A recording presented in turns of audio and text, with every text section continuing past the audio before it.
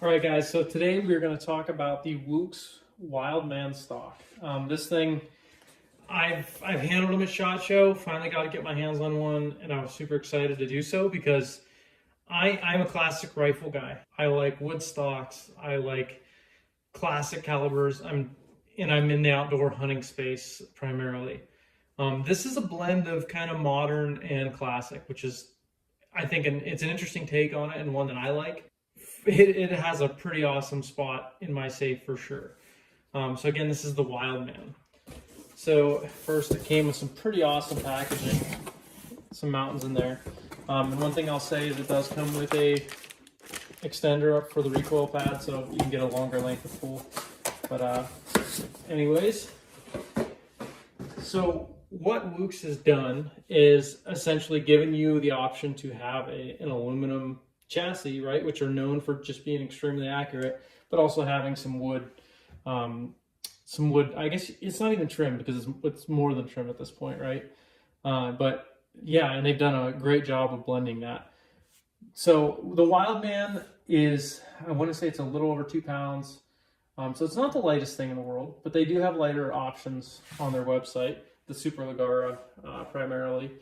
But it is, yeah, it's a great drop-in option if you're trying to upgrade your stock, but you want a little wood. So why would you want wood on a chassis, right? One, for looks, and I think they've nailed it in that category. Two, for general comfort. And until you've hunted in cold weather, carrying something aluminum or carrying something plastic, you won't understand this. But wood has a certain warmth to it in really cold weather. I carried a Sig Cross in Montana a couple years ago hunting deer, and it was a great rifle to carry for that. But it was the receiver was ridiculously cold. Even through my gloves, if I had to grab the receiver, I put those little Magpul plastic M-LOK inserts in there, and that helped a ton on the forearm. But the balancing point was at the receiver on my rifle, so you had to hold that receiver. And through gloves, it made your hand that was holding the rifle way colder than your hand that wasn't. Second, you have like this isn't checkering. It's some sort of like stippling. It almost looks like to me, it almost looks like a bead blasted wood, but it comes out a really cool texture. I don't know how to describe it. It's not aggressive, but it feels aggressive. But it's inset into the wood inside these little polygons, which makes a phenomenal grip. Like if this is wet, I haven't tried it in the rain yet, but if I did, I guarantee it would have no issue.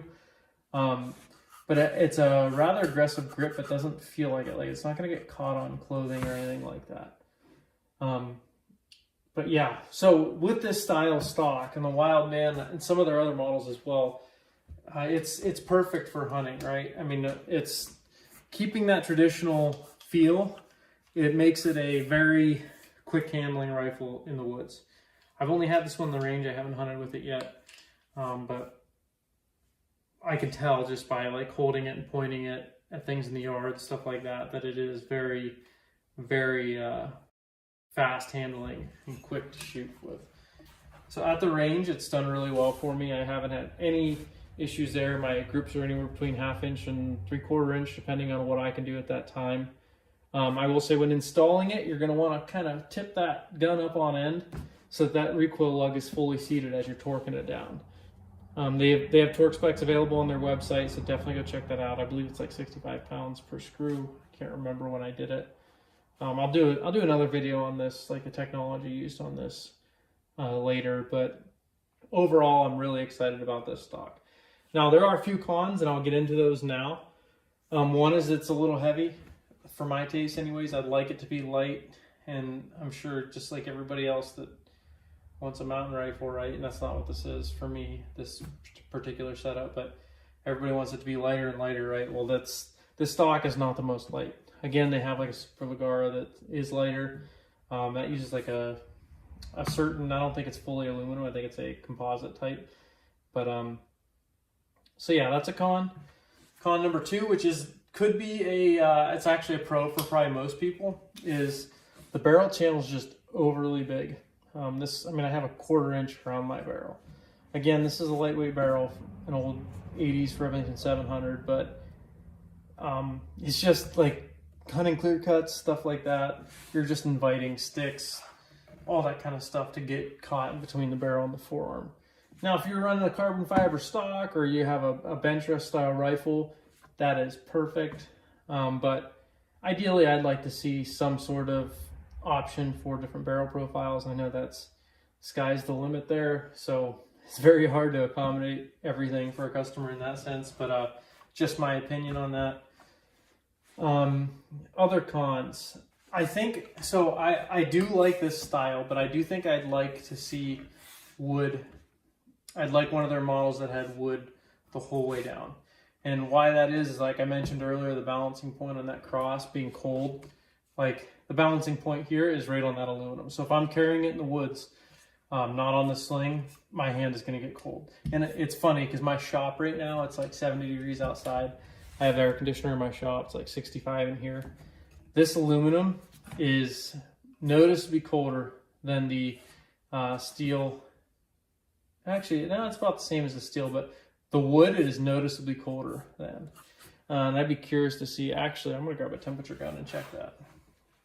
So this has just been sitting in my shop for, I don't know how many, probably about a week now, in the safe here. So the aluminum is 69 degrees. The wood is actually the exact same temperature, but I'm not kidding you. The feel is night and day different as far as like, maybe that aluminum is just transferring heat a lot, like transferring that cold a lot quicker than the wood is. But that's actually, I would have never guessed that. I'm gonna check that again because that just seems okay. Well, now it's showing maybe 1 degree warmer, but that might have just been me where my hand was for a second there. But yeah, so that's a con. But again, that's a con to me, not most people. But in the end, you're watching this to get my opinion. Yeah, so what I would say about this overall, I'm super happy with this stock. Am I going to put it on every rifle in my safe? No, but it does have a place for sure. I would, if anybody's on the fence about getting one, I'd for sure be, you'd be happy with it, I think. Most people, it seems, that aren't a fan of these, it's the looks. And like, looks are so subjective, right? It's you either like it or you don't, and you'll notice immediately. If you don't like the way it looks, don't get it. If you do like the way it looks, performance-wise, it keeps up with it. So, yeah, if anybody else has had any experience with this stock, please let me know. Leave a comment, and let me know what else you want to see. Like I said, I will do a video kind of covering the technology of all these, like what they have inside this that makes it special. But yeah, please feel free to leave a comment and let me know. Thanks, guys.